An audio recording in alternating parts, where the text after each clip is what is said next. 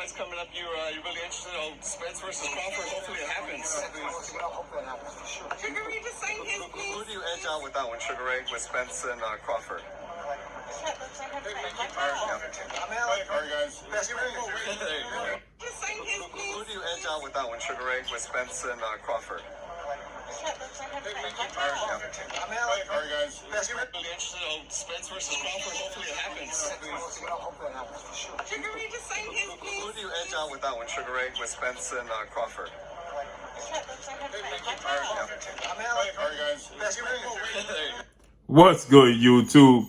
It's your boy, Blue Blood Sports TV, back at y'all with another one.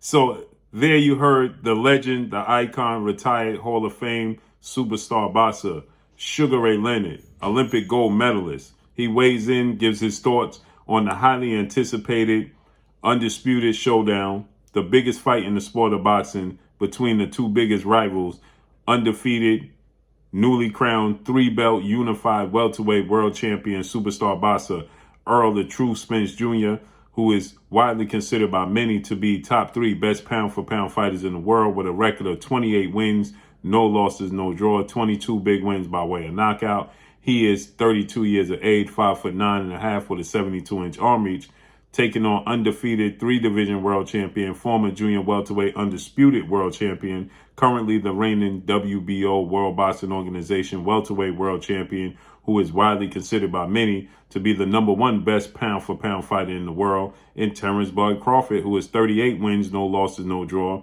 29 big wins by way of knockout. He is 34 years of age, 5'8" with a 74-inch arm reach.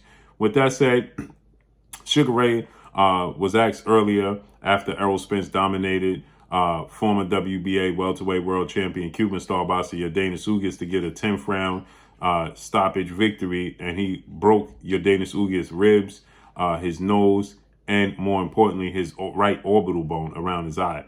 Okay, and this was a comeback fight for Errol Spence Jr. Sugar Ray Leonard was asked, and he said that this fight reminds him of himself versus Tommy "HITMAN" Hearns back in 1981, September 16th of 1981, Undisputed Showdown. At that time, there was only two belts on the line, the WBC and the WBA, okay? Which, oddly enough, Errol Spence holds the WBC and the WBA and the IBF and the ring linealship, okay? With that said, Sugar Ray Leonard, he finished his career 36 wins, 3 losses, 1 draw, 25 big wins by way of knockout. One time in his career, he was stopped. He stood at 5'9.5" with a 72-inch arm reach himself. Okay, Sugar Ray Leonard, his record is deceiving, right? Because his last two fights against Terry Norris and Hector Camacho in 91 and 97, a 6-year gap difference. TKO lost to Hector Camacho back in 1997. Unanimous decision lost to Terry Norris in 91. Sugar Ray Leonard wasn't the same guy. He last fought, he won a unanimous decision over Roberto Duran, Hands of Stone, another Hall of Fame retired iconic legend. That was back in 1989, okay? 10 years removed from his first fight in nearly 10 years, his first fight with Roberto Duran in 1980, June of 1980. You know, he had an immediate rematch where he lost the first fight in 80, in June of 80, but he won the second fight, the famous No Mas, in November of 80, okay? So his second fight, the trilogy with Roberto Duran was back in December of 1989. He then had a 2-year hiatus. He was out the ring, came back. He fought Terry Norris. He lost a unanimous decision to Terry Norris. Then he had another 6-year layoff, and he came back and he fought Hector Camacho. He lost TKO, okay? And then 89, he was past his prime. He had a draw with Tommy "HITMAN" Hearns. Both guys wasn't the same guys anymore. So those 3 losses on his resume are deceiving. The one loss to Roberto Duran in his prime, the other 2 losses, at the end of his career are very deceiving. The draw was to Tommy Hearns, okay? So it's safe to say Sugar Ray Leonard, a gold medalist, icon in the sport, the Golden Boy. He was the first initial Golden Boy before Oscar the Golden Boy De La Hoya. So he's, oddly enough, he's the idol of Errol Spence Jr. But this is the multiple times that now Sugar Ray Leonard has picked against, Errol Spence Jr. And you can hear him pick Terence Crawford to win this fight. This is the most anticipated fight since Sugar Ray Leonard, Tommy Hearns in 1981, okay? And you can hear him pick Terence Crawford initially. Then he stops and catches himself, and he's like, wait, you know what? The best man gonna win, right? And this is largely in due part to, his initial reaction was when asked who you think edges it out, he said Crawford right off the bat. But then he switched and he said, wait, no, the best man gonna win, okay? And you can hear my brother KO Artist Sports, and you can see this interview in its totality on KO Artist Sports. Shout out to KO Artist Sports.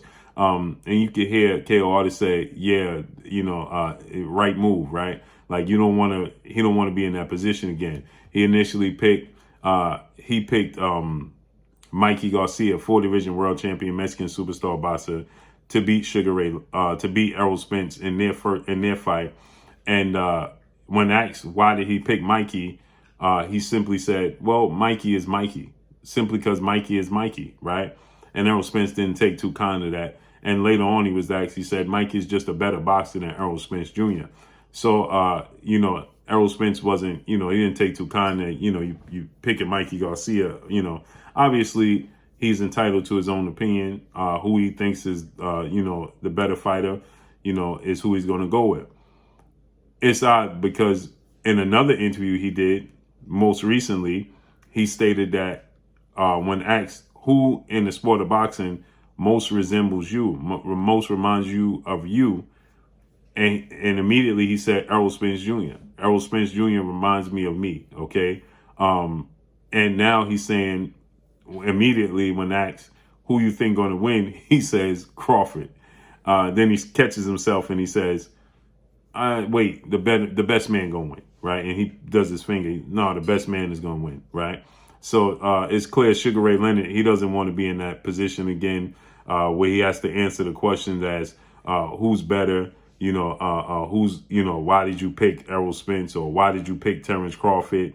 So he don't want to be in that position. So he tried to clean it up, and he says, the best man is gonna win, right? And that's the most logical pick, because this is a 50-50 fight. This is the biggest fight in the sport of boxing, okay? You have the top 3 best pound-for-pound fighters in the world, undefeated in their absolute prime, fighting for undisputed, right? They both have intangibles that the other doesn't have. They both present something to one another that the other has never seen, okay? Terence Crawford has knocked out and stopped his last 9 opponents, but you want to be factual and actual. He has, in his last 11 fights, he's knocked out 10 of his 11 fights, his last 11 fights, okay? Errol Spence, obviously, he broke the orbital bone of Kell Brook for his first title opportunity, okay, back in 2017 in the UK in front of 40 to 60,000 screaming fans. Then, he unified the belts against 2-time welterweight world champion superstar boxer Showtime Shawn Porter. Then he suffered a horrific car accident, had a 14-month layoff, come back, and he defeats 2-division world champion Puerto Rican superstar boxer Danny Swift Garcia in dominant fashion. Then he has suffered eye injury where he's supposed to face legendary 8-division world champion iconic Filipino superstar boxer Manny Pacquiao August of 2021. He suffers a broken or detached retina, which see him have to be removed from that fight, and comes back over a 1.5-year layoff and fights Yordenis Ugas in unification bout, and we know the rest is history. Terence Crawford, he fights, which is considered the biggest, toughest fight in his career, against 2-time welterweight world champion and common opponent Shawn Porter, and he does the unthinkable, something that's never been done. Drop Shawn Porter twice in the 10th round and get a stoppage victory over Shawn Porter. Never been done. All Shawn Porter's fights were very, very close. Okay, Terence Crawford has the ability to switch from orthodox to southpaw, has power in both hands.